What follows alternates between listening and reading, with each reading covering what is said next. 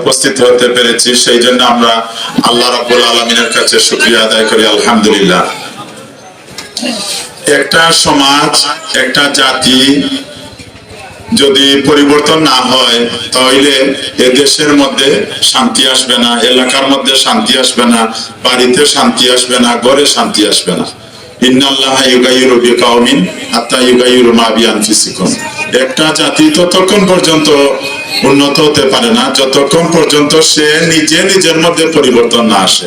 আমি আগে আমার ঘরের মধ্যে পরিবর্তন আনতে হবে, এরপরে আমার আশেপাশের বাড়ির মধ্যে আনতে হবে, এরপরে আমার গ্রামের মধ্যে আনতে হবে, এরপরে আমার ইউনিয়নের মধ্যে আনতে হবে, এরপরে আমার থানার মধ্যে আনতে হবে, উপজেলার মধ্যে আনতে হবে। আস্তে আস্তে পর্যায়ক্রমে সামনের দিকে অগ্রসর হতে হবে।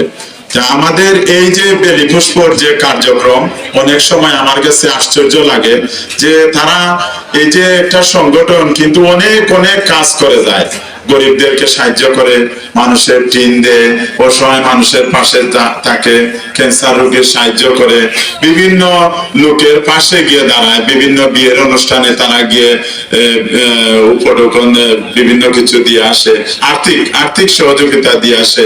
আমার কাছে মধ্যে মধ্যে মানে নিজের কাছে আশ্চর্য লাগে যে তারা এই যে এভাবে করে, তারা কিভাবে কেমনে কি করে, মানে আমার কাছে মনে হয় ওইভাবে। আলহামদুলিল্লাহ, এরপরেও দেখেন আমাদের উদ্ধৃত আরো 19,000 টাকা রয়ে গেছে, যেটা আমরা আগে শুনলাম। মানে মনের মধ্যে খুবই ওইটা ভালো লাগছে, কারণ এত অনুদান এত কিছু দেওয়ার পরেও, শীত বস্ত্র বিভিন্ন কিছু দেওয়ার পরেও যে এরপরেও যে তারা এইভাবে টিকিয়ে রয়েছে।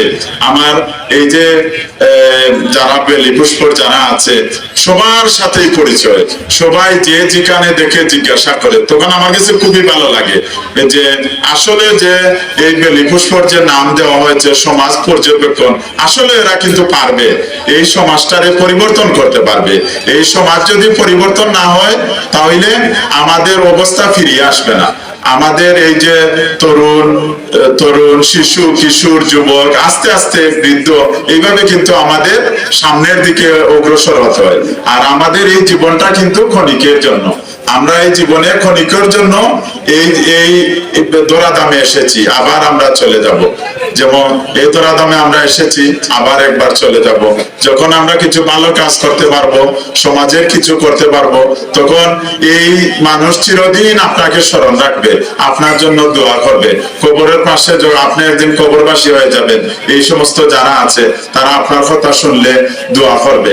এই যে আমার রাকিব, অ্যাডভোকেট রাকিব, সে নাই আজকে, আমার বারবার মনে হয় সে আমাকে অনুষ্ঠানের সময় প্রায় দিন বলতো যে আমাদের কিন্তু আগামীকালকে অনুষ্ঠান।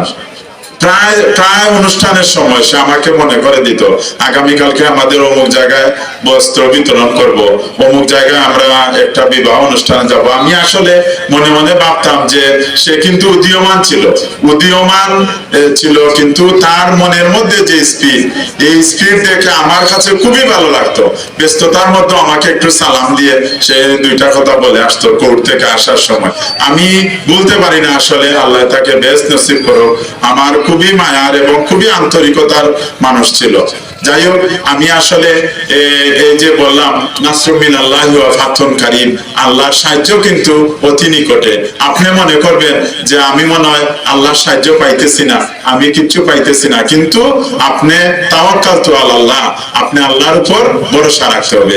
এই যে আমাদের বেলি পুষ্পর যারা আছে তারা কিন্তু আন্তরিকতার সহিত এবং মন প্রাণ দিয়ে, তাদের কিছু ব্যয় হলেও তারা ওইটা বলে না। আমি দেখছি অনেকে তাদের নিজস্ব ভাড়া দিয়ে শ্রীমঙ্গলে যায়, কিন্তু ওইটা তারা বলে না যে আমরা ভাড়া দিয়েছি, বলে যে না আমরা একটা ব্যানার নেওয়ার জন্য এসেছি, কিন্তু ওই ব্যয় তারা দেখায় না।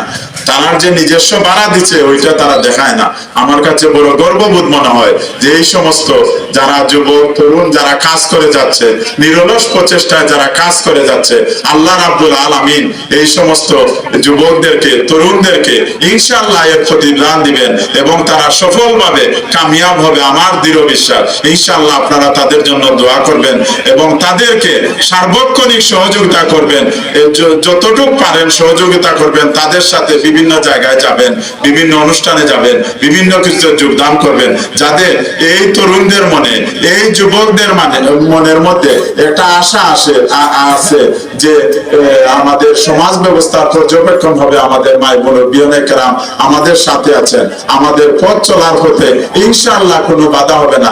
কারণ যেখানে মুরব্বী থাকেন, যেখানে শিক্ষিত লোক থাকেন, যেখানে বুদ্ধিজীবীরা থাকেন, সেখানে যুবকরা সামনের দিকে অগ্রসর হয়। কেন অগ্রসর হয়? যে আমাদের পিছনে দোয়া আছে, আমাদের পিছনে সবকিছু আছে।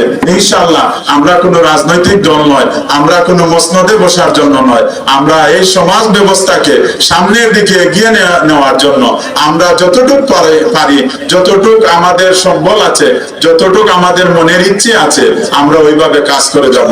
কারণ আমরা বাংলাদেশের দ্বার প্রান্তের মধ্যে এই যে বেলি পুষ্পকে এমন ভাবে তুলিয়ে নিব, যেটা ওইটা একটা মডেল হিসাবে সারা বাংলাদেশের মধ্যে একটা দ্বার প্রান্তে পৌঁছে। এবং মানুষের চিনলে শ্রীমঙ্গলের বেলি পুষ্প নাম শুনলে কোন জায়গায় সে বলতে পারবে না, কিন্তু শ্রীমঙ্গল সবাই চিনে, শ্রীমঙ্গল বলতে পারবে। এই বেলি পুষ্প যে সিন্দুর খানে, শ্রীমঙ্গল যখন জানবে তখন গিয়ে সিন্দুর খানের নাম আসবে।